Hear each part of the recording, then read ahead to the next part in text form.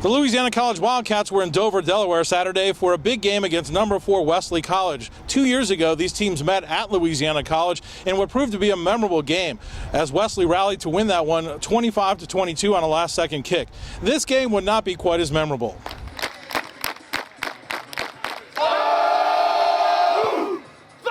Senior linebacker Bo Brewer and the LC Wildcats fired up for this opportunity to take on the number 4 team in Division III, and some inspiring words from their head coach as well. If you're not having fun, then why are you doing this? Have fun. Think of all the young men in America that would love to be standing on this stage right now having this kind of fun. Enjoy it. Celebrate the moment. Enjoy every second of this. And let's take this thing home. There's a lot of people watching you today. A lot. Let's don't disappoint. Let's leave no doubt. Let's play our guts out. Don't leave anything out there. And let's go have fun. Let's get it. Okay? Sir. Let's go have fun. Let's go. Let's go. Of course, the Wildcats will have more fun if they play well in this game, so trying to carry that emotion into the contest, LC would benefit by getting the opening kickoff and getting a decent drive going. Callahan finding the reception here off the pass from Easton Melancon. But what looks to be a promising drive for the Wildcats unfortunately will stall. Melancon hitting Shed Davis here. He takes it down to the 21, but a holding penalty kills the drive, and the Wildcats are forced to punt. That's one thing that we've really been trying to focus on as an offense, is to start fast, because we need to build drives. We need to keep the defense off the field as long as they could. And I felt really good about it. I mean, it's not like we messed up a whole lot. We had one little penalty that kind of brought us back, took the momentum away a little bit, but just how we started the game, I was really happy about our offense. Unfortunately for LC, the rest of the quarter will be dominated by Wesley. Joe Callahan had a spectacular opening quarter, here hitting Bo James with a 2-yard pass play to cap an 80-yard drive on 13 plays. And then later, he'll connect with Bryce Shade, who somehow makes the catch over LaCorey Demise, 21-0 Wesley after the first quarter. To the second quarter now, and Wesley's hot start will continue. Here Callahan will look over the middle for his big tight end Kyle George, bouncing off the defender Shaq Lewis, and George will take it 50 yards for the touchdown to make it a 28-0 lead over a stunned Wildcat team. LC finally, though, breaking through, and it'll be the big play combination of Easton Melancon and Ladarius Gardner. 77 yards, just what the Wildcats needed.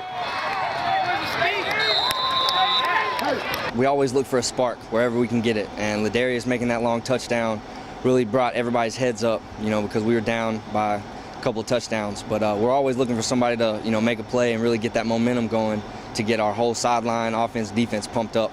But the lift that LC got from Gardner doesn't last long, as Wesley closing out the half. Strong Callahan with the 2-yard run, keeping it himself.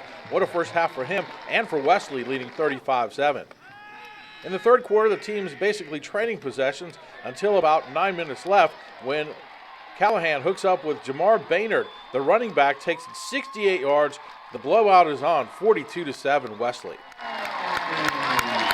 An emerging bright spot for the Wildcats is their freshman returner, Jacoby Davis. Here on the kickoff following that touchdown, Davis is going to take it all the way up to the 48-yard line of Wesley before being brought down by the kicker, Eric Spidell.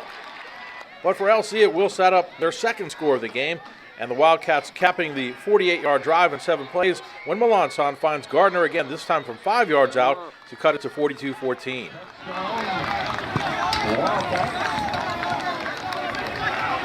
As we move to the fourth quarter, Wesley will cap its scoring. Callahan capping his sensational day, his 5th touchdown pass of the game to Xavier Allen to go along with the rushing touchdown that he had.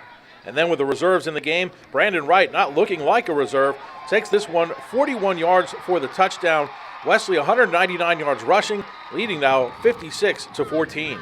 But the Wildcats fighting until the end, and Kyle Gallion displaying that better perhaps than anyone else. When Melancon hits him here, Gallion gets drilled on the play but hangs on for the touchdown. 10 catches, 128 yards for Gallion, and that one cutting the lead to 56-21. I got to kind of get my head around a little bit and saw that he was coming, so I knew I was going to take a hit. And either way, I'm going to get hit, so I might as well catch the ball and try to put some points on the board. That was actually the first touchdown I scored on varsity against that same team, same play. And we had talked about it working all week. And towards the end, you know, the way their safeties were playing, I knew it was going to be open. And, I mean, they threw it to me, so I knew I was going to catch it. Once again, the final score 56-21. Wesley with an impressive win. No doubt they'll stay at least number 4 in the country. As for the Wildcats, with a game at Mary Hardin-Baylor coming up in 2 weeks, they'll need to find a way to regroup. Here's where we find out in adversity who we are. We got adversity. We haven't even started conference yet. Nobody likes to lose. You know, we're all pretty upset about it, but our playoff dream's still alive. We just got to win out. You know, we got to prepare for Mary Hardin-Baylor in 2 weeks.